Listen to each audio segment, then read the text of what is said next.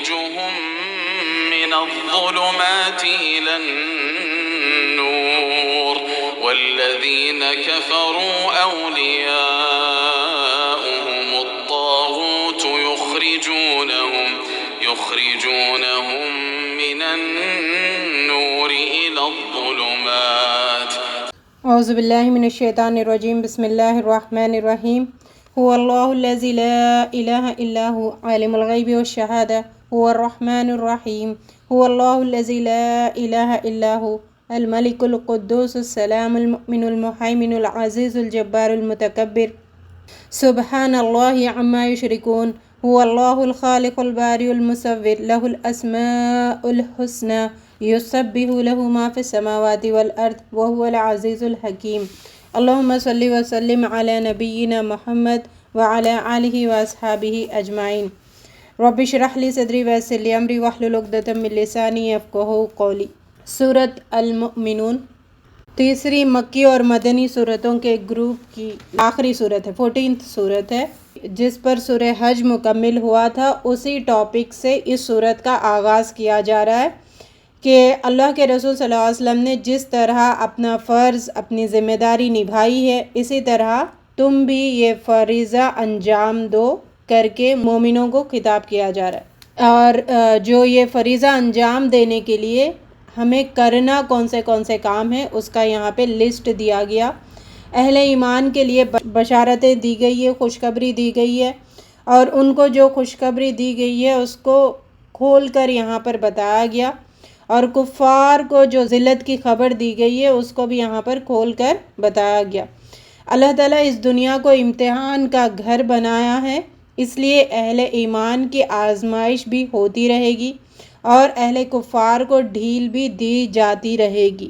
اور یہ عارضی وقفہ ہے جو دنیا کا ہمیں دیا گیا ہے، اس کا ذکر ہے. آخر میں حق ہی کا بول بالا ہو کر رہے گا اور کفار نامراد ہوں گے. یہ حق و باطل کے درمیان جو کشمکش چھڑی ہے اس ضمن میں یہ 14th سورہ ہے، 3rd گروپ کی مکی آخری صورت ہے. پہلا رکوع. آئے ہم سب ان صفات کے ترازو میں اپنے آپ کو تولیں اور ایمان کا ہم اپنے اندر لیول چیک کریں، دیکھیں گے کہ یہ جو باتیں بتائی جا رہی ہے وہ ہم میں کتنی موجود ہے. ایمان والے فلاح پا گئے. ربنا جعلنا منہم، اللہ رب العزت ہمیں ان ایمان والوں میں شامل فرمائے. ایمان والے وہ ہیں جو پہلا نماز میں خشوع و خضوع اختیار کرتے ہیں. خشوع و خضوع نماز کی روح ہے، اور جتنا خشوع و خضوع ہوگا ہماری نماز کی قبولیت کے درجہ بھی اتنا بڑا ہوگا، اتنے بڑے لیول پہ نمازیں بھی قبول ہوں گی. دوسرا، لغو بات سے دور رہتے ہیں. لغو وہ بات جس میں کوئی بھلائی یا کوئی فائدہ نہ ہو، ایسی باتوں سے دور رہتے ہیں. یہ ایمان والوں کی کوالٹی نہیں ہے کہ فضول کی باتیں اور بے فائدہ باتوں میں اپنا وقت، قیمتی وقت برباد کریں. یہ اہل ایمان کی صفات میں سے نہیں ہے. اور جو زکوٰۃ ادا کرتے ہیں، اپنی شرم گاہوں کی حفاظت کرتے ہیں. اور چوتھا پوائنٹ، اپنی شرم گاہوں کی حفاظت کرتے ہیں مگر ان کی بیویوں اور ان کے کنیزوں کے علاوہ، جو اس کے علاوہ چاہنے والے ہیں وہی حد سے نکلنے والے ہیں. اپنی امانتوں اور عہد و پیمان کا پاس رکھتے ہیں. عہد و امانتوں کی حفاظت کرتے ہیں، اور امانتوں کے بارے میں ہم نے پہلے بھی سمجھ چکے کہ بندوں کی بھی امانتیں ہیں اور اللہ کی بھی امانت ہمارے پاس ہے. اللہ کی امانت، اللہ کا عہد کیا ہے جو ہم نے وعدہ کیا ہے. ہم مسلمان ہو کر ہم نے وعدہ کیا ہم جان و مال اللہ رب العزت آپ کے راستے میں آپ کو بیچ دیں گے، تو اس عہد کا ہمیں پاس رکھنا ہے. اور امانت جو دی گئی ہے قرآن کے ذریعے سے، اس امانت کو بھی ہمیں اس کی حفاظت کرنا ہے. اور بندوں کے ساتھ امانت ان کی مال اور ان کے جو بھی راز کے باتیں ہیں اس کی حفاظت کرنا ہے. اور عہد میں بندوں کا جو عہد ہے، نکاح کے ذریعے جو ہم عہد باندھتے ہیں، عہد و معاہدہ کرتے ہیں لوگوں سے، ان سب کے خلاف نہیں جانا ہے، ان سب کا پاس رکھنا ہے. تو یہ ساری چیزیں جو ہے یہ بھلائی کی صفات ہے. ایک اور بات بتائی گئی آخری، نماز میں خشوع و خضوع سے اس کی صفات شروع کی گئی ہے، نماز کی حفاظتوں سے اس کا ان صفات کی اینڈ کیا گیا۔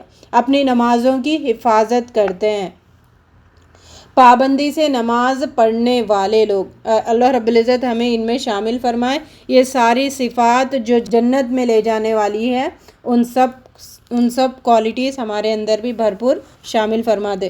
یہی وہ لوگ ہیں وارث جو جنت کے وارث ہوں گے، اس میں ہمیشہ رہیں گے۔ تو وارث مطلب کیا ہے؟ آدم علیہ السلام جب جنت سے نکالے گئے، وہاں پھر ان کو واپس جانا ہوگا، تو ان کی اولاد کو بھی جنت میں جانا ہوگا۔ تو اس لیے ہمارا اصل ڈیسٹینیشن جنت ہے، تو اس میں جانے کی کوشش کرنے کے لیے یہ ساری چیزوں پر عمل کرنا ہوگا، یہ سارے صفات ہمیں اپنے اندر پیدا کرنے ہوں گے، پھر ہی ہم اپنے جنت کے وارث بنیں گے۔ ربنا اجعلنا منہم، اللہ رب العزت اس کے لیے ہمیں، ہمارے خاندان، ہمارے گھر والوں کو چن لے۔ ہم نے انسان کو مٹی کی سد سے بنایا۔ یہاں آیت نمبر 12 سے 22 تک انسان کے خلقت اور جو آثار کائنات میں ہیں اس کو بیس بنا کر جزا و سزا پر دلیل کے طور پر باتیں بتائی گئی ہیں۔ ہم نے انسان کو مٹی کے سد سے بنایا، پھر اسے ایک محفوظ جگہ ٹپکی ہوئی بوند میں تبدیل کیا، اس بوند کو لوتھڑے کی شکل دی، پھر لوتھڑے کو بوٹی بنا دیا، پھر بوٹی کی ہڈیاں بنائی، پھر ہڈیوں پر گوشت چڑھایا، پھر ایک دوسری ہی مخلوق بنا کر کھڑا کر دیا۔ پھر تم اس کے بعد ضرور مرو گے، پھر بے شک تم روز قیامت اٹھائے جاؤ گے۔ یہ ہے اللہ سب کاریگروں کا اچھا کاریگر۔ 7 آسمان، پانی، کھجور، انگور، زیتون، اور وہ درخت بھی ہے جو طور سینا میں پیدا ہوتا ہے، جس سے تیل اور سالن دونوں کا کام لیا جاتا ہے، مویشی، ان کا دودھ، اور کشتی، اسی کاریگری کے چند تخلیقی کرشمے ہیں۔ اللہ رب العزت ہمیں ان کو دیکھ کر رب کی وحدانیت کے گن گانے والوں میں شامل فرمائے۔ رکو نمبر 2، یہاں سے رکو نمبر 2 23 آیت سے 50 آیت تک نوح علیہ السلام کا واقعہ بیان کیا گیا۔ جب نوح علیہ السلام نے اپنی قوم کو اللہ کی طرف آنے کی دعوت دی تو قوم کے سرداروں نے کہا، یہ شخص اس کام کے ذریعے سے تم پر برتری حاصل کرنا چاہتا ہے۔ اگر اللہ کو رسول ہی بھیجنا ہوتا تو فرشتے بھیجتا، بس اس کو ذرا جنون لائق ہو گیا ہے۔ پھر اللہ کے حکم سے نوح علیہ السلام نے کشتی بنائی اور ہر قسم کے جانوروں میں سے ایک ایک جوڑا لے کر اس میں رکھا، اور اپنے اہل و عیال میں سے جو نیکوکار تھے انہیں بھی کشتی میں سوار کیا۔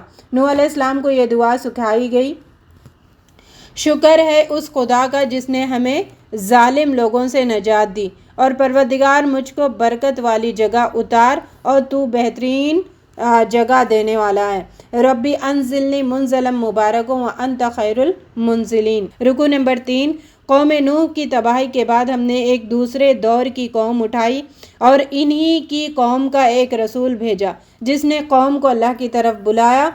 قوم کے وہ لوگ جن کو ہم نے دنیا کی زندگی میں آسودگی کر رکھا تھا کہنے لگے، یہ تو ایک بشر ہے تمہیں جیسا، جو تم کھاتے ہو وہی کھاتا ہے، جو کچھ تم پیتے ہو وہی یہ پیتا ہے۔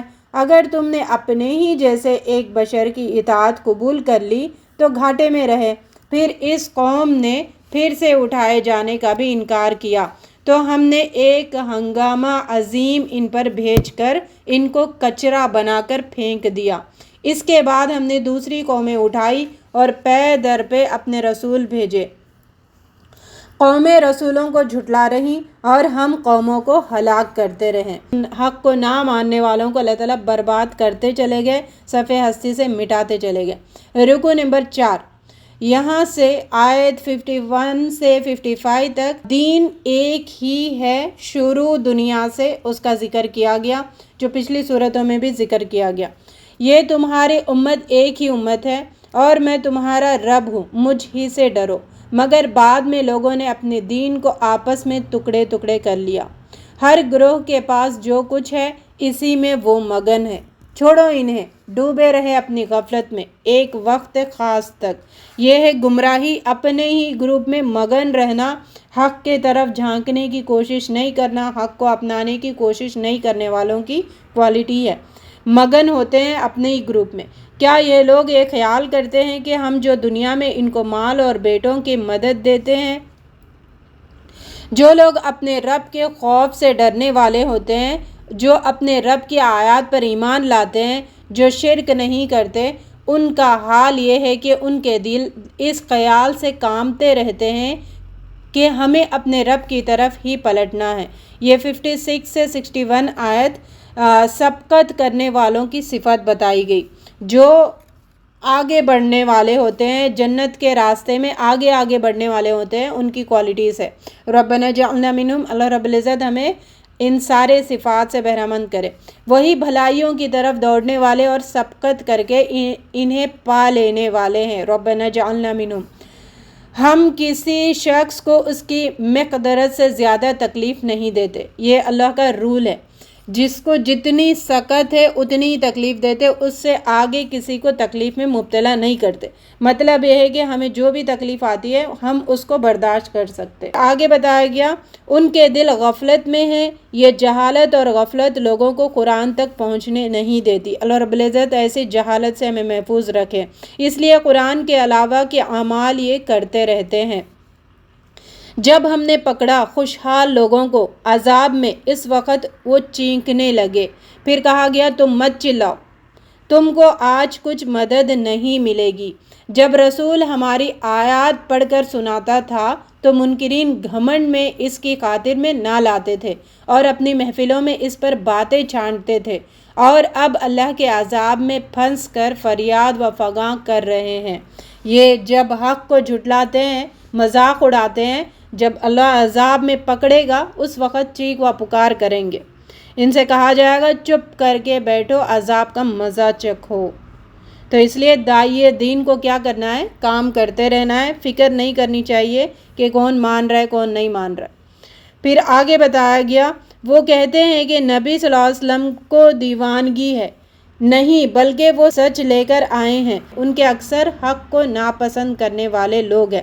اللہ رب العزت ہمیں حق کو پسند کرنے والوں میں شامل کرے۔ رسول جو چیز لایا ہے وہ حق ہی ہے، اگر حق کہیں ان کی خواہشات کے پیچھے چلتا کائنات کا نظام درہم برہم ہو جاتا۔ اللہ رب العزت اپنی طرف سے پلان چھوڑ کے لوگوں کے حساب سے اگر دنیا چلانے لگے تو دنیا درہم برہم ہو جاتی۔ اس لیے اللہ رب العزت نے کائنات کو بنایا ہے تو اللہ کے مطابق ہی ہمیں چلنا ہے۔ کیا تم ایسے اجر مانگتے ہو؟ اجر تو رب ہی بہتر دینے والا ہے۔ رب آپ ان کو سیدھے راستے کی طرف بلاتے ہیں، اور جو لوگ آخرت پر ایمان نہیں لاتے وہ راستے سے الگ ہو رہے ہیں۔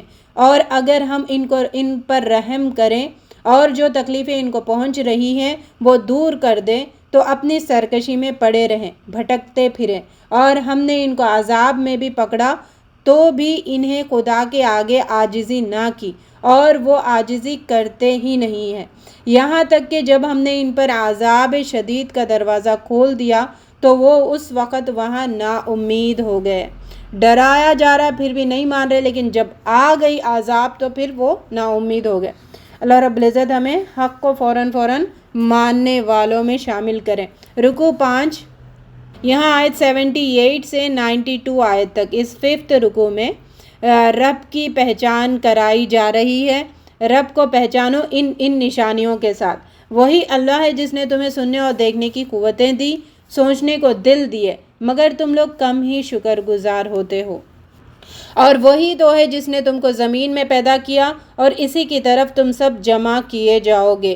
لوگ مرنے کے بعد اٹھائے جانے کے منکر ہیں، انہوں نے بھی وہی کہا جو پہلے کے لوگوں نے کہا، اور اس حقیقت کو افسانہ ہائے پارینہ قرار دیتے ہیں، پہلے لوگوں کی قصے کر کے ڈیلیٹ کر دیتے ہیں۔ جب ہم مر جائیں گے، مٹی ہو جائیں گے اور ہڈیاں بوسیدہ ہو جائیں گی تو پھر دوبارہ کیسے اٹھائے جائیں گے؟ یہ وعدہ ہم سے اور ہم سے پہلے باپ دادا سے بھی ہوتا چلا آ رہا ہے، یہ تو پہلے لوگوں کی کہانیاں ہیں۔ زمین اور اس کے آبادی کا مالک، آسمانوں اور عرش کا مالک اور ہر چیز پر مقتدر وہ اللہ ہی کو تسلیم کرتے ہیں، یہ بھی مانتے ہیں کہ اپنے دینے والا صرف اللہ ہی ہے، پھر بھی یہ لوگ جھوٹے ہیں۔ ساری چیزوں کے مالک اللہ ہی کو مانتے لیکن اللہ کی بات نہیں مانتے. یہ پہلے دن سے ہوتا آ رہا کفر جو آج بھی ہو رہا ہے. اللہ رب العزت ہمیں اس کفر سے محفوظ رکھے. پوچھو 7 آسمان اور عرش عظیم کا مالک کون ہے؟ بے ساختہ وہ کہیں گے یہ خدا ہی کے ہیں. پھر تم ڈرتے کیوں نہیں؟ کہو اگر تم جانتے ہو تو بتاؤ وہ کون کون ہے جس کے ہاتھ میں ہر چیز کی بادشاہی ہے اور وہ پناہ دیتا ہے اور اس کے مقابلے میں کسی کو پناہ نہیں دے سکتا. فوراً وہ کہہ دیں گے خدا ہی ہے. پھر تم پر جادو کہاں سے پڑ جاتا ہے؟ کہو اے پروردگار جس عذاب کا ان سے وعدہ ہوا ہے وہ ہمیں دکھا دے. اور اگر کوئی دوسرا خدا اللہ کے سوا ہوتا تو ہر خدا اپنی خلق کو لے کر الگ ہو جاتا اور پھر وہ ایک دوسرے پر چڑھ دوڑتے. اللہ پاک ہے ان تمام باتوں سے جو یہ لوگ بناتے ہیں. رکوع نمبر 6 93 آیت سے 118 آیت تک، یعنی یہ آخری رکوع 6واں رکوع. کفار کی سزا کے وقت آ گیا ہے، اس کی وارننگ دی گئی ہے. اے نبی صلی اللہ علیہ وسلم آپ عذاب سے پناہ مانگا کریں، اس کا ذکر کیا جا رہا ہے. اے نبی صلی اللہ علیہ وسلم برائی کو اسی طریقے سے دفع کرو جو بہترین ہو اور دعا کرو کہ اے میرے رب میں اس بات سے تیری پناہ مانگتا ہوں کہ شیاطین میرے پاس آئیں، اور میں پناہ چاہتا ہوں اسے کہ وہ آئیں میرے پاس، اور یہاں تک کہ جب موت آ جائے ان کے پاس وہ کہنے لگیں گے اے پروردگار مجھے پھر واپس بھیج دے تاکہ میں اس میں نیک کام کروں، یعنی دنیا میں نیک کام کروں. ہرگز نہیں، وہ ایک ایسی بات ہے کہ وہ اسے زبان سے کہہ رہا ہوگا اور عمل نہیں کرے گا. اگر دنیا میں بھیج بھی جاتا تو یہ عمل کر کے نہیں دیتا، اللہ ہے کہ برزخ میں رہیں گے اٹھائے جانے تک. پھر جب سور پھونکا جائے گا تو نہ قرابتیں رہیں گی اور نہ ایک دوسرے کو پوچھیں گے. یہ ہے وہ ذلت کا مقام. قیامت کے دن جن کے پلڑے بھاری ہوں گے وہی فلاح پائیں گے، اور جن کے پلڑے ہلکے ہوں گے وہی لوگ ہوں گے جنہوں نے اپنے آپ کو گھاٹے میں ڈال رکھا. جھلس دے گی ان کے چہروں کو آگ اور وہ اس میں تیوری چڑھائے ہوں گے. کیا تم کو میری آیتیں پڑھ کر نہیں سنائی جاتی تھی؟ تو تم تو جھٹلاتے ہی تھے. وہ جہنم میں ہمیشہ رہیں گے. وہاں وہ اللہ سے التجا کریں گے کہ ہمیں یہاں سے نکال دے، پھر ہم ایسا قصور نہیں کریں گے. اللہ کہے گا کہ تم لوگوں نے دنیا میں ہمارے نیکوکار بندوں کا مذاق بنا لیا تھا. فرمایا جائے گا اسی میں ذلت کے ساتھ پڑے رہو اور مجھ سے بات مت کرو. میرے بندوں میں ایک گروہ تھا جو دعا کیا کرتا تھا اے ہمارے پروردگار ہم ایمان لائے، تو ہم کو بخش دے اور ہم پر رحم کر، اور تو سب سے بہتر رحم کرنے والا ہے. اللہ کہے گا کہ تم لوگوں نے دنیا میں ہمارے نیکوکار بندوں کا مذاق بنا لیا تھا، پھر جن پر ہنسا گیا ان کے صبر نے انہیں آج کامیاب کر دیا. جو کوئی اللہ کے ساتھ کسی اور معبود کو پکارے اس کا حساب اس کے رب کے پاس ہوگا. پوچھے گا تم زمین میں کتنے برس رہے؟ وہ کہیں گے ہم یہ کیا 1 روز سے بھی کم رہے تھے. شمار کرنے والوں سے پوچھو. فرمائے گا تم کم رہے، کاش تم جانتے ہوتے. کیا تم یہ خیال کرتے ہو کہ تم بے فائدہ پیدا کیے گئے ہو؟ افحسبتم انما خلقناکم عبثا، تم یہ خیال کرتے ہو کہ تم بیکار پیدا کیے گئے ہو. خدا جو سچا بادشاہ ہے اسی کے لیے اونچی شان ہے اور وہ عرش کا مالک ہے. رب کے علاوہ جس کو چاہے پکارو، اس کی کوئی سند لے آؤ، اس نے سخت حساب لیا جائے گا. رب کے علاوہ جس کو پکارتا ہے جس کی کوئی سند نہیں ہے ان سے سخت حساب لیا جائے گا، بے شک وہ کامیاب نہیں ہوں گے. وقل رب اغفر وارحم وانت خیر الراحمین، آپ کہہ دیجئے اے میرے رب بخش دے مجھے، رحم فرما مجھ پر، تو بہت رحم کرنے والا ہے. سورۃ النور اس 3rd مکی مدنی صورتوں کے گروپ کی ایک مدنی صورت ہے، ایک ہی مدنی صورت ہے. 14 مکی صورتیں اور ایک مدنی صورت، اور وہ ہے سورہ نور. یہ 14 صورتوں کا سمجھے ایک تکمیلی صورت ہے، ایک نچوڑ ہے، سمری کے طور پر اس میں احکام دیے گئے. سورہ مومنون کی شروع میں کامیاب مومنوں کا ذکر کیا گیا نا، وہ لسٹ صفات دی گئی ہے. اب وہ صفات صرف مومنوں تک ہی نہ رہیں، اب تو مدینہ آنے کے بعد ایک مسلمانوں کا معاشرہ بن گیا، مسلمانوں کا دبدبہ ہو گیا، تو اب معاشرے پہ، اجتماعی زندگی پہ، سیاسی زندگی پہ یہ ساری صفات نظر آنی چاہیے، اس کا یہاں پہ ذکر کیا جا رہا ہے. اب تک یہ ایمان کی نورانیت کی جگمگاہٹ صرف افراد تک تھی مکے میں، اب ساری جماعت پر یہ نورانیت نظر آنی چاہیے. اللہ رب العزت ہمارے گھروں میں بھی یہ نورانیت نظر آئے، دین کی ان صفات سے بہرہ مند ہمارے گھروں کے ہر فرد ہو. مدنی صورتوں میں ڈوز اینڈ ڈونٹس ذکر کیے جاتے ہیں. پہلا رکوع، اس صورت میں اللہ نے صاف صاف ہدایت نازل کی ہے. زانیہ عورت اور زانی مرد، ان میں سے ہر ایک کو 100 کوڑے مارو، ان پر ترس نہ کھاؤ. اگر تم ایمان رکھتے ہو اللہ پر اور یوم آخر پر، اور سزا کے وقت مسلمانوں کی ایک جماعت موجود ہونی چاہیے.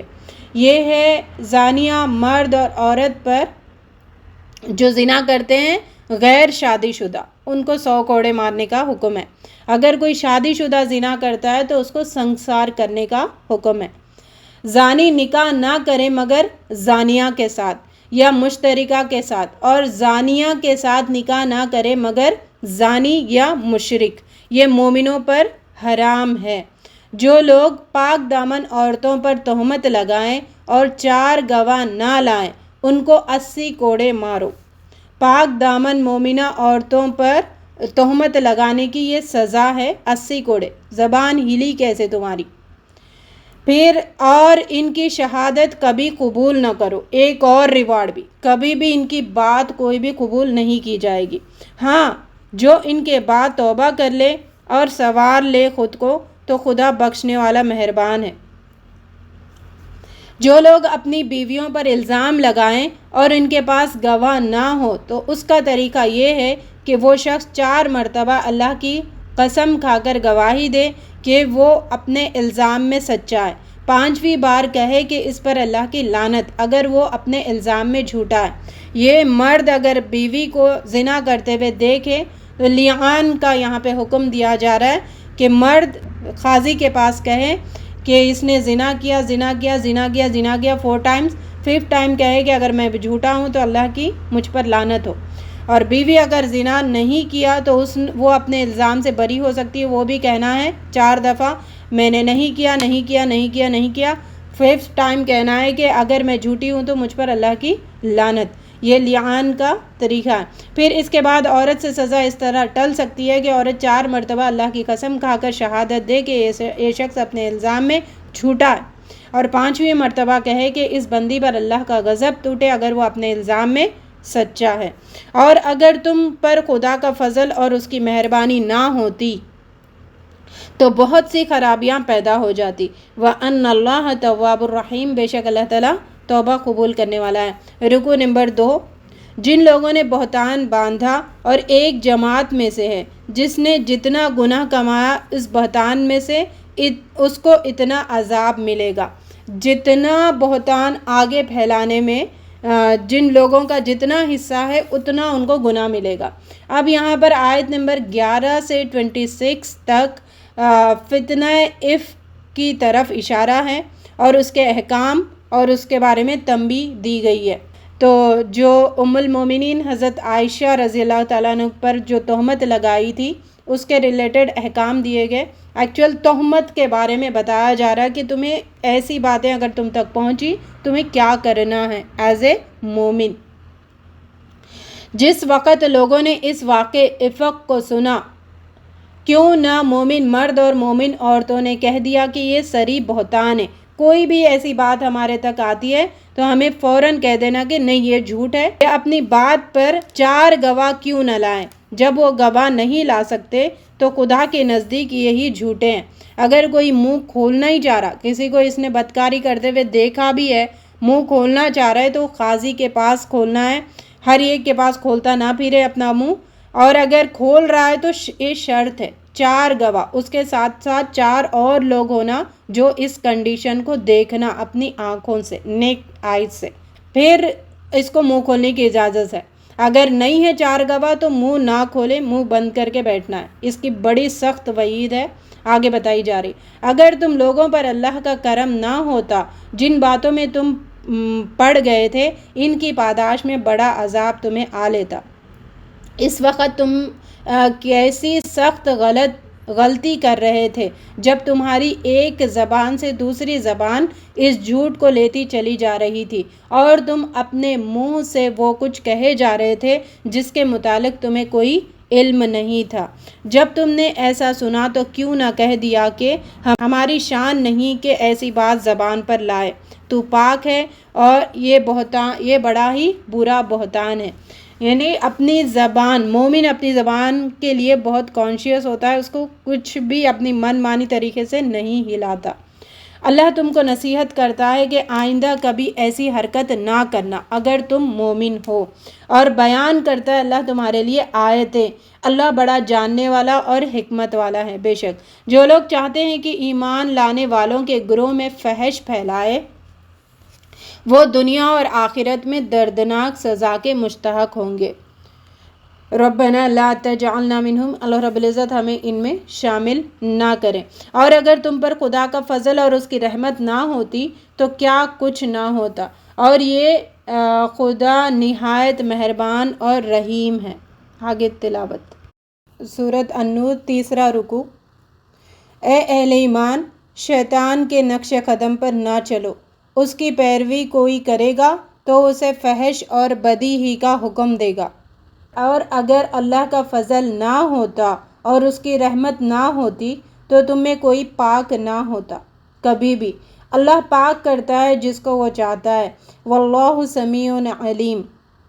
قریبی رشتہ دار یا مسکین سے تمہارے حق میں اگر کوئی غلطی بھی ہو جائے تو تم قسم نہ کھا بیٹھو کہ ان کی مدد نہیں کرو گے۔ یہ عائشہ رضی اللہ تعالیٰ عنہ پہ تہمت لگانے کی وجہ سے ابوبکر صدیق رضی اللہ تعالیٰ عنہ نے، جو ان کے قریبی رشتہ دار اس تہمت میں شامل تھے، ان کو گھر خرچ دیتے تھے، انہوں نے روک دیا۔ تو پھر اللہ تعالیٰ نے کہا کہ نہیں، جو احسان آپ کر رہے وہ کرتے جائیں، مطلب لوگوں کا گناہ انہی کے سر رہنے دے، آپ جو احسان نیکی کا معاملہ کرتے رہتے ہیں وہ کرتے رہیے۔ انہیں معاف کرنا چاہیے اور درگزر کرنا چاہیے۔ کیا تم نہیں چاہتے کہ اللہ تمہیں معاف کرے؟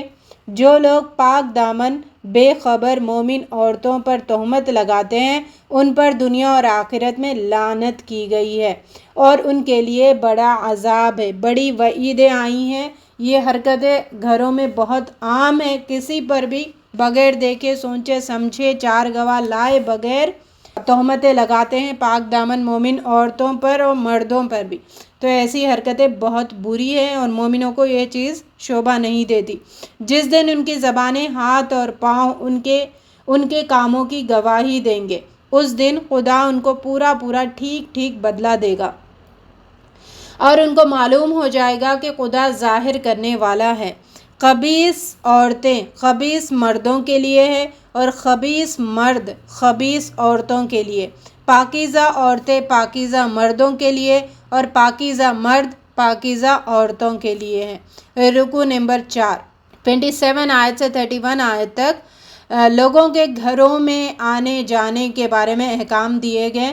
ویسے یہ سورہ احزاب سے پہلے نازل ہوئی، اور اس میں کسی کے گھر جانے آنے کے احکام اور گھروں میں رہنے کے احکام کے بارے میں بتایا گیا۔ اے اہل ایمان، اپنے گھروں کے سوا دوسروں کے گھروں میں نہ داخل ہوا کرو جب تک کہ گھر والوں کی اجازت نہ لے لو، اور گھر والوں پر سلام نہ بھیج دو۔ پھر اگر وہاں کسی کو نہ پاؤ تو داخل نہ ہو جب تک کہ اجازت نہ دے دی جائے۔ اگر تم سے کہا جائے کہ واپس چلے جاؤ تو واپس ہو جاؤ، یہ تمہارے لیے پاکیزہ طریقہ ہے۔ منہ بنا کے واپس نہیں آنا، خوشی سے آ جانا واپس، یہ طریقہ ہے جو اللہ تعالیٰ ایٹیکیٹس بتاتے ہیں کسی کے گھر جانے پہ۔ ہم آئے، ہم بڑے ترم خان ہیں، انہوں نے استقبال نہیں کیا، ایسی بیہودہ باتیں نہیں کرنا ہے۔ اگر تم کسی ایسے گھر میں جاؤ جس میں کوئی نہ بستا ہو تو وہاں پر کوئی حرج نہیں ہے۔ اے نبی صلی اللہ علیہ وسلم، مومن مردوں سے کہہ دیجیے کہ اپنی نظریں نیچی رکھیں اور اپنی عفت کو باقی رکھنے کا اپنے اندر شرم و حیا کو باقی رکھنے کا اور زنا کے دروازے کھولنے سے روکنے کا پہلا پوائنٹ ہے۔ نظریں نیچی ہوں گی تو ساری فسادات آگے نہیں ہوں گی، اور نظریں نیچے رکھنے کا ذکر پہلے مردوں سے یہاں پر کیا جا رہا ہے۔ اور اپنی شرم گاہوں کی حفاظت کرے، یہ ان کے لیے پاکیزہ طریقہ ہے۔ ایسے ہی مومن عورتوں سے کہہ دیجئے کہ اپنی نظریں نیچے رکھیں اور اپنی شرم گاہوں کی حفاظت کرے، اپنا بناؤ سنگار نہ دکھائیں، اپنے سینوں پر اوڑھنیوں کے آنچل ڈالے رہے، اپنے بناؤ سنگار ظاہر نہ کرے مگر ان لوگوں کے سامنے۔ کن کے سامنے بناؤ سنگار ظاہر کیا جا سکتا ہے، ان کی لسٹ دی گئی ہے۔ شوہر، باپ، شوہروں کے باپ، اپنے بیٹے، شوہروں کے بیٹے، بھائی اور بھائیوں کے بیٹے، بہنوں کے بیٹے، اپنے میل جول کی عورتیں اور اپنے لونڈی غلام۔ اچھا، میل جول کی عورتوں میں بتایا گیا جو باہر کی عورتیں جن کو ہم نہیں جانتے ان کے سامنے بھی پردہ کرنا ہے، اس وجہ سے کہ وہ ان کا پتہ نہیں نا وہ کیسے ہیں، وہ جا کر آپ کے حسن کی باتیں دوسروں سے ذکر کریں گے، اپنے گھر میں ذکر کریں گی۔ اس وجہ سے میل جول کی عورتوں کے سامنے ہی اپنی زینت ظاہر کر سکتے ہیں۔ اپنی لونڈی غلام، وہ بچے جو عورتوں کی پوشیدہ باتوں سے ابھی واقف نہ ہوں۔ عورتیں اپنے پاؤں زمین پر مارتی ہوئی نہ چلا کریں اور اپنی وہ زینت جو انہوں نے چھپا رکھی ہو لوگوں کو علم اس کا نہ ہو جائے، اس طرح پیر زمین پہ مارتی نہ پھرے۔ اور اپنی قوم کی بیوہ عورتوں کا نکاح کر دیا کرو اور اپنے غلاموں اور لونڈیوں کا بھی جو نیک ہو نکاح کر دیا کرو۔ اگر وہ مفلس ہوں گے تو خدا ان کو اپنے فضل سے خوشحال کر دے گا، اور خدا وسعت والا اور جاننے والا ہے۔ نکاح سے اللہ تعالیٰ رزق کے دروازے کھولتے ہیں، اس کا ذکر ہے۔ جن کو نکاح کی خواہش نہ ہو وہ پاک دامنی کو اختیار کیے رکھیں یہاں تک کہ خدا ان کو اپنے فضل سے غنی کر دے۔ جو مکاتبت کرنا چاہے ان کو مدد کرے، جو لکھ کر بانڈ لکھ کر الگ ہونا چاہے، مالک سے آزاد ہونا چاہے تو ان کی مدد کرے۔ جو پاک رہنا چاہتی ہے کنیزیں ان کو بدکاری پر مجبور نہ کرے، جو مجبور کرے گا وہ دنیاوی زندگی کے فائدے کے لیے کرے گا، تو لہٰذا یہ حرکتیں نہ کرتے پھرے۔ اور ہم نے تمہاری طرف روشن آیتیں نازل کی ہے، پہلے لوگوں کی خبریں تمہارے لیے نصیحت ہے۔ رکوع نمبر 5۔ اللہ اپنے نور کی طرف، یہ آیت نور ہے، اللہ اپنی نور کی طرف جس کو چاہتا ہے رہنمائی فرماتا ہے۔ اس کے نور کی طرف ہدایت پانے والے ان گھروں میں پائے جاتے ہیں جنہیں بلند کرنے کا اور جن میں اپنے نام کی یاد کا اللہ نے حکم دیا ہے۔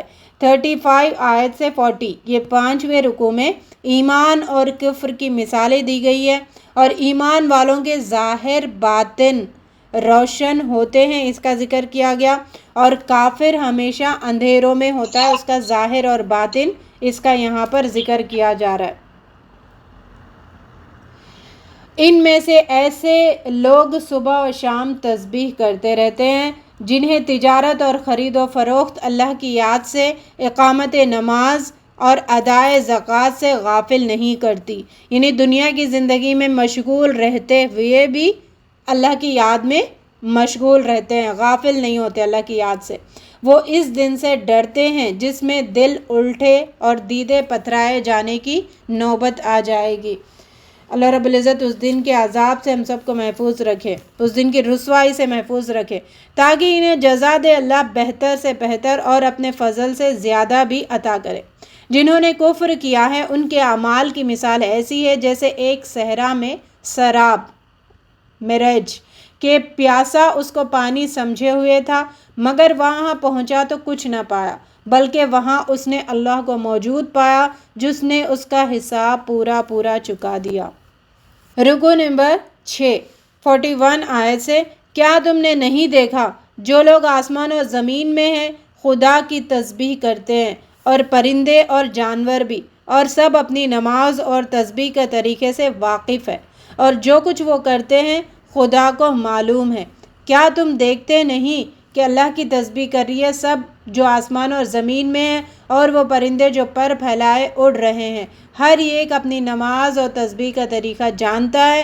اللہ بادل کو آہستہ آہستہ چلاتا ہے، پھر ان کو ٹکڑوں میں باہم جوڑتا ہے، پھر اسی سمٹ کر اسے کشف ابر بناتا ہے، پھر تم دیکھتے ہو کہ اس سے خول میں سے بارش کے قطرے ٹپکے چلے جاتے ہیں، اس کی بجلی کی چمک نگاہوں کو خیرہ کیے دیتی ہے، رات اور دن کا الٹ پھیر وہی کر رہا ہے، اس میں ایک سبق ہے۔ اللہ نے ہر جاندار کو ایک طرح کے پانی سے پیدا کیا، کوئی پیٹ کے بل چل رہا ہے، کوئی 2 ٹانگوں پر، کوئی 4 ٹانگوں پر، جو کچھ وہ چاہتا ہے پیدا کرتا ہے۔ زمین و آسمان کی بادشاہی خدا ہی کے لیے ہے، واپس رب ہی کی طرف سب کو جانا ہے۔ ہم نے واضح آیتیں نازل کی ہے اور سیدھے راستے کی اسی کو ہدایت دیتا ہے جسے وہ چاہتا ہے۔ بعض لوگ ایمان لاتے ہیں پھر جاتے ہیں، وہ ایمان والے ہے ہی نہیں۔ جب ان کو بلایا جاتا ہے تاکہ رسول ان کے آپس کے مقدموں کا فیصلہ کرے تو ان میں سے ایک فریق کترا جاتا ہے۔ یہاں پر 47 آیت سے 50 آیت تک رسول کی بات نہ ماننے والوں کا حال ذکر کیا گیا۔ آپس کے مقدموں کا فیصلہ کرے تو ان میں سے ایک فریق کترا جاتا ہے، البتہ اگر حق ان کے موافقت میں ہو تو رسول کے پاس بڑے اطاعت کیش بن کر آتے ہیں۔ کیا ان کے دلوں کو منافقت کا روگ لگا ہوا ہے؟ کیا ان کے دلوں میں بیماری ہے؟ یا کیا وہ شک میں ہیں اللہ اور رسول ان کے حق میں ظلم کریں گے؟ تو اپنی مرضی کی چیزوں میں خوشی خوشی بیٹھنا دین میں، اور جو مرضی نہیں ہے وہاں پہ کترانا، منہ بنا کے ہٹ جانا، یہ منافقت کی کوالٹی ہے۔ رکو نمبر 7، 51 آیت سے 57 آیت تک رسول کی بات ماننے والوں کو کامیابیوں کی خوشخبری یہاں پر دی گئی۔ ایمان والوں کا کام تو یہ ہے جب وہ اللہ رسول کی طرف بلائے جاتے ہیں تاکہ رسول ان کا مقدمہ کا فیصلہ کرے تو وہ کہیں گے ہم نے سنا اور اطاعت کی، سمعنا و اطعنا کا جذبہ پیدا کرے اپنے اندر۔ ایسے ہی لوگ فنا پانے والے ہیں۔ ربنا اجعلنا منہم، کہو اللہ اور اس کے رسول کے مطیع بن کر رہو۔ پھر آگے 53 آیت میں منافقوں کا ذکر کیا گیا۔ سخت وہ قسمیں کھاتے ہیں، اگر حکم دو تو نکلیں گے۔ رب کہتا ہے قسم مت کھاؤ، اب عمل کر کے دکھاؤ۔ تو منافقوں کی چال ہوتی ہے قسمیں کھاتے، بس باتیں بگاڑتے ہیں، کام کچھ نہیں کرتے۔ تو اللہ تعالیٰ کہہ رہا ہے کہ قسمیں مت کھاؤ، باتیں مت بگاڑو، کام کر کے دکھاؤ۔ اطاعت کرو گے تو ہدایت پاؤ گے۔ اللہ نے وعدہ فرمایا ہے تم میں سے ان لوگوں کے ساتھ جو ایمان لاتے اور نیک عمل کریں، وہ ان کو اسی طرح زمین میں خلیفہ بنائے گا جس طرح ان سے پہلے گزرے ہوئے لوگوں کو بنا چکا ہے۔ ان کو اس دین کی بنیادوں پر قائم کر دے گا، ان کی حالت خوف کو امن سے بدل دے گا۔ پس نماز قائم کرو، زکوٰۃ دو اور رسول کی اطاعت کرو، امید کہ تم پر رحم کیا جائے۔ رکو نمبر 8، یہاں پر آیت 58 سے 61 تک، یعنی 8ویں رکو میں جو پچھلے 4تھ رکو میں احکام دیے گئے تھے 27 آیت سے 31 آیت تک، اس کے آگے جب وہ احکام آئے تھے تو لوگوں کے دلوں میں سوالات اٹھے تھے، تو ان سوالات کا اس رکو میں جوابات دیے جا رہے ہیں، یعنی گھریلو زندگی کے بعض سوالوں کے جواب۔ اے اہل ایمان، 3 وقت تمہارے لیے پردے کے وقت ہے۔ ان اوقات میں تمہارے لونڈی اور غلام اور وہ تمہارے وہ بچے جو ابھی عقل کی حد کو نہیں پہنچے ہیں اجازت لے کر تمہارے پاس آیا کرے، یعنی جب تم کمروں میں ہوتے ہو تو یہ 3 وقت پردے کے، وہ 3 وقت میں ہر ایک کو اجازت لے کے آنا ہے۔ کون سے 3 وقت ہے؟ صبح کی نماز سے پہلے، دوپہر کو جب تم کپڑے اتار کر رکھ دیتے ہو، اور عشاء کے بعد۔ یہ 3 ٹائمز پرمیشن لے کے آنا ہے، یہ گھروں کا معاملہ ہونا چاہیے، نظام بننا چاہیے، اس طریقے کی تربیت ہونی چاہیے۔ ان اوقات کے علاوہ بلا اجازت آئے تو نہ تم پر کوئی گناہ ہے نہ ان پر۔ جب تمہارے بچے عقل کی حد کو پہنچ جائے تو چاہیے کہ اسی طرح اجازت لیا کریں جس طرح ان کے بڑے اجازت لیتے رہے ہیں۔ وہ عورتیں جو جوانی سے گزر بیٹھی ہیں، بوڑھی عورتوں کا ذکر کیا جا رہا ہے، اور نکاح کی امیدوار نہ ہوں تو وہ اگر پردہ نہ کرے اس پر کوئی گناہ نہیں ہے، بشرطے کہ زینت کی نمائش کرنے والی نہ ہو۔ ایسی خوبصورت عورتیں بھی ہوتی ہیں، بوڑھوں پر بھی اٹریکٹ ہوتے ہیں، تو زینت نمائش نہ کریں، پردہ نہ کرے تو کوئی مسئلہ نہیں ہے۔ جب تم اپنے گھروں میں داخل ہوا کرو تو اپنے گھر والوں کو سلام کیا کرو، یہ اللہ کی طرف سے مقرر فرمائی ہوئی بڑی بابرکت اور پاکیزہ چیز ہے۔ گھر میں آتے کی جو سلام کر کے آتے ہیں ان گھروں میں اللہ رب العزت برکتیں نازل کرتے ہیں، رزق کے دروازوں کو کھول دیتے ہیں۔ اس وجہ سے جب کبھی گھر میں آؤ سلام کرو، آواز سے کوئی ہو سامنے یا نہ ہو، بآواز بلند سلام کر لیا کرو۔ یہ بھی تربیت ہر گھر میں ہونی چاہیے۔ نہ اندھے پر، نہ لنگڑے پر، نہ بیمار پر اور نہ خود تم پر گناہ ہے کہ کھاؤ اپنے باپوں کے گھروں سے۔ یہاں پر کس کس کے گھروں سے ہم بغیر اجازت کے کھا پی سکتے ہیں ان کا لسٹ دیا گیا۔ اندھے پر، لنگڑے پر، بیمار پر کوئی حرج نہیں ہے کہ وہ کھا سکتا ہے کہیں سے بھی، کہیں سے مطلب ان گھروں سے، یعنی اپنے یا پھر دوسرے بھی کھا سکتے ہیں۔ کون کون ہے؟ اپنے گھروں سے آپ بغیر اجازت کے کھا سکتے ہو، اپنی باپوں کے گھروں سے بھی کھا سکتے ہو، ماؤں کے گھروں سے بھی کھا سکتے ہو، یا یعنی وہ مائیں وہ باپ جو اگر دوسرا نکاح کر دیے تو ان کا دوسرا گھر ہے اور یہ دوسرے گھر میں رہتے ہیں تو وہاں سے کھایا جا سکتا ہے۔ بھائیوں کے گھروں سے، بہنوں کے گھروں سے، چچاؤں کے گھروں سے، پھوپھیوں کے گھروں سے، ماموں کے گھروں سے، خالاؤں کے گھروں سے، یا ان گھروں میں جن کی کنجیاں تمہارے ہاتھ میں ہوں، یا دوستوں کے گھروں سے تم کھا پی سکتے ہو۔ یہ سب مل کر بھی کھایا جا سکتا ہے اور الگ الگ بھی کھایا جا سکتا ہے کھانے کے وقت، یہ بھی احکام دیے گئے۔ جو کچھ آسمانوں اور زمین میں ہے سب خدا ہی کیا ہے، اور جو عمل کرتے رہو وہ بتائے گا اس دن جب تم لوٹ کر آؤ گے اس کے پاس۔ رکوع نمبر 9۔ مومن تو اصل میں وہی ہے جو اللہ اور اس کے رسول کو دل سے مانے۔ جب کسی اجتماعی کام کے موقع پر رسول کے ساتھ ہو تو اس سے اجازت لیے بغیر نہ جائیں۔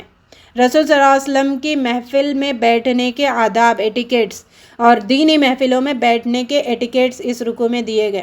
اے نبی صلی اللہ علیہ وسلم، جو لوگ تم سے اجازت مانگتے ہیں وہی اللہ اور رسول کے ماننے والے ہیں، اور جب وہ کسی کام سے اجازت مانگے جسے تم چاہو اجازت دے دیا کرو۔ مسلمانوں، اپنے درمیان رسول کے بلانے کو آپس میں ایک دوسرے کا بلانا نہ سمجھو۔ اللہ ان لوگوں کو خوب جانتا ہے جو تم میں ایسے ہیں، ایک دوسرے کے آڑ لیتے ہوئے چپکے سے کھسک جاتے ہیں، منافقوں کی کوالٹی۔ رسول کے حکم کے خلاف ورزی کرنے والوں کو ڈرنا چاہیے کہ کسی فتنے میں گرفتار نہ ہو جائے یا ان پر دردناک عذاب نہ آ جائے۔ جو کچھ آسمانوں اور زمین میں ہے سب خدا ہی کا ہے، اور جو عمل کرتے رہو وہ بتائے گا اس دن جب تم لوٹ کر آؤ گے۔ سورۃ الفرقان، 25 سورہ آف قرآن۔ پہلا رکوع، یہاں سے 4th گروپ سٹارٹ ہو رہا ہے۔ یہ باتیں ذرا غور سے سنیں۔ یہاں سے 4th گروپ کا آغاز ہو رہا ہے۔ اس میں 8 مکی صورتیں ہیں اور 1 مدنی صورت ہے، سورۃ احزاب۔ تو اس گروپ کی مکی صورتوں میں فوکس کیا جائے گا رسالت پر، نبی صلی اللہ علیہ وسلم کی بات ماننے پر۔ اچھا، پہلے ہم نے 2 گروپس پڑھے تھے، 3 گروپ ہو گئے نا، پہلا، دوسرا، تیسرا۔ پہلے میں 1:4 ریشیو تھا مکی مدنی صورتوں کا، پھر سیکنڈ میں 2:2 اور تھرڈ میں 14:1۔ تو فرسٹ گروپ میں نہ کے برابر مکی صورتیں تھیں، مطلب سورہ فاتحہ تھی، اس میں صرف دعا سکھائی گئی اور اللہ تعالیٰ کی تعریف بیان کی گئی۔ تو اس کو اگر سائیڈ میں رکھیں تو دوسرا اور تیسرا جو گروپ ہے جس میں مکی صورتوں کا ٹاپک تھا اللہ تعالیٰ کی وحدانیت پر، توحید کو ماننے پر فوکس کیا گیا ڈیفرنٹ انداز میں۔ جیسے ہم نے سیکنڈ گروپ میں دیکھا سورہ انعام میں نرمی سے سمجھا گیا توحید کے بارے میں، سورہ اعراف میں وارننگز کے ساتھ سمجھایا گیا۔ پھر آگے کی تھرڈ گروپ کی 14 صورتوں میں جو اللہ کو مانتے ہیں، جو حق پرست ہیں، ان کا غلبہ ہوگا، اس کو ڈیفرنٹ انداز میں سمجھایا گیا۔ اب یہاں سے 4th گروپ سٹارٹ ہو رہا ہے، اور 4th اور 5th آگے کی اس گروپ کی اور آگے کی گروپ کی مکی صورتوں کا ٹاپک ہوگا قرآن کو ماننا، رسول صلی اللہ علیہ وسلم کو ماننا، رسالت پر فوکس کیا جائے گا، اور جو رسول صلی اللہ علیہ وسلم لے کے آئے اس کتاب کو، اس کو بھی سمجھایا جائے گا کہ یہ کتاب کتنی افضل ہے۔ اور اس کے ساتھ ساتھ دعوت، ہجرت، جہاد، توحید، رسالت، ان باقی بحث بھی ہوتے رہیں گے۔ نبی صلی اللہ علیہ وسلم کے رسالت پر جو اعتراضات اٹھائے تھے ان کا ذکر کیا جا رہا ہے، مختلف طریقوں سے ان کا جواب دیا جائے گا۔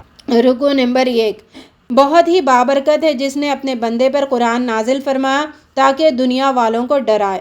آسمان اور زمین کی بادشاہی اسی کی ہے جس کا کوئی بیٹا نہیں ہے اور نہ ہی بادشاہی میں شریک ہے، جس نے ہر چیز کو پیدا کیا، ایک اندازہ مقرر کیا۔ لوگوں نے اللہ کو چھوڑ کر ایسے معبود بنا لیے ہیں جو کسی چیز کو پیدا نہیں کرتے بلکہ خود پیدا کیے جاتے ہیں، خود اپنے لیے بھی کسی نفع نقصان کے اختیار نہیں رکھتے، جو نہ مار سکتے ہیں نہ جلا سکتے ہیں، نہ مرے ہوئے کو پھر اٹھا سکتے ہیں۔ یہ لوگ قرآن کے بارے میں کہتے ہیں کہ یہ پرانے لوگوں کی لکھی ہوئی چیزیں ہیں جنہیں یہ شخص نقل کراتا ہے۔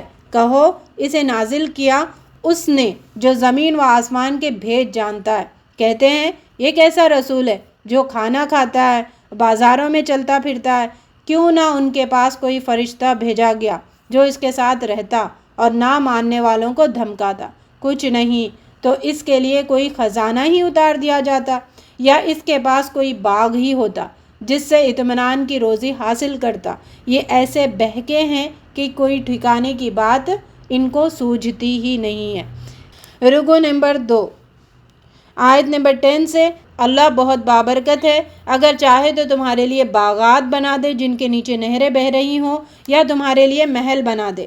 یہ تو قیامت ہی کو جھٹلاتے ہیں، ان کے لیے دوزخ تیار کر رکھی ہے۔ یعنی اے نبی صلی اللہ علیہ وسلم، یہ آپ کو نہیں جھٹلا رہے بلکہ یہ جھٹلا رہے اصل قیامت کو، اور یہ سارے بہانے ہیں، یہ کیوں نہیں آیا وہ کیوں نہیں آئے، بہانے ہیں ان کے۔ جب وہ دور سے دیکھے گی انہیں تو وہ مارے جوش سے چیخنے چلانے اور کونسنے لگے گی۔ جہنم کا ذکر کیا جا رہا ہے۔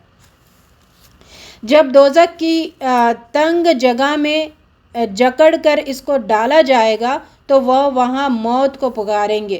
آج ایک موت کو نہ پکارو، بہت سی موتوں کو پکارو۔ پوچھا جائے گا کہ یہ بہتر ہے یا ہمیشہ کا باغ جو پرہیزگاروں کا بدلہ ہے، وہاں جو چاہیں گے ان کے لیے میسر ہوگا۔ یہ وعدہ ہے کہ اس لائق کے مانگ لیا جائے رب سے۔ ربنا جعلنا منہم۔ اللہ رب العزت ہمیں بھی رب ابنی لی عندک بیتن فی الجنہ، اے رب ہمارے ہمیں اپنے جنت میں اپنے پاس سے گھر عطا فرما۔ قیامت کے دن تمہارا رب ان لوگوں کو بھی گھیر لائے گا اور ان کے معبودوں کو بھی بلا لے گا جنہیں آج یہ اللہ کو چھوڑ کر پوج رہے ہیں۔ پھر وہ ان سے پوچھے گا کیا تم نے میرے بندوں کو گمراہ کیا تھا؟ یعنی آیت نمبر 10 سے 34 تک مخالفین کے اعتراضات کے جوابات دیے گئے اور ان کی جو نہ ماننے والوں کا انجام یہاں پہ ذکر کیا گیا۔ یا یہ خود راہ راست سے بھٹک گئے تھے، وہ عرض کریں گے پاک ہے آپ کی ذات، ہماری تو یہ بھی مجال نہ تھی کہ آپ کے سوا کسی کو اپنا مولا بنائیں، مگر آپ نے ان کو اور ان کے باپ دادوں کو خوب سامان زندگی دیا، حتیٰ کہ یہ سبق بھول گئے جن کو شریک بناتے تھے۔ وہ ان کے جواب ہے اللہ رب العزت آپ نے ان کو بہت دنیا دی ہے، دنیا میں مگن ہو گئے، اس وجہ سے انہوں نے شرک اور بدعت جیسی گمراہیوں میں بھٹکتے چلے گئے۔ دیکھو یوں جھٹلائیں گے تمہارے معبود تمہاری ان باتوں کو جو آج تم کر رہے ہو، پھر تم نہ اپنی شامت کو ٹال سکو گے اور نہ کہیں سے مدد پا سکو گے۔ اے نبی صلی اللہ علیہ وسلم، تم سے پہلے جو رسول بھی ہم نے بھیجے تھے وہ سب بھی کھانا کھانے والے اور بازاروں میں چلنے پھرنے والے لوگ ہی تھے۔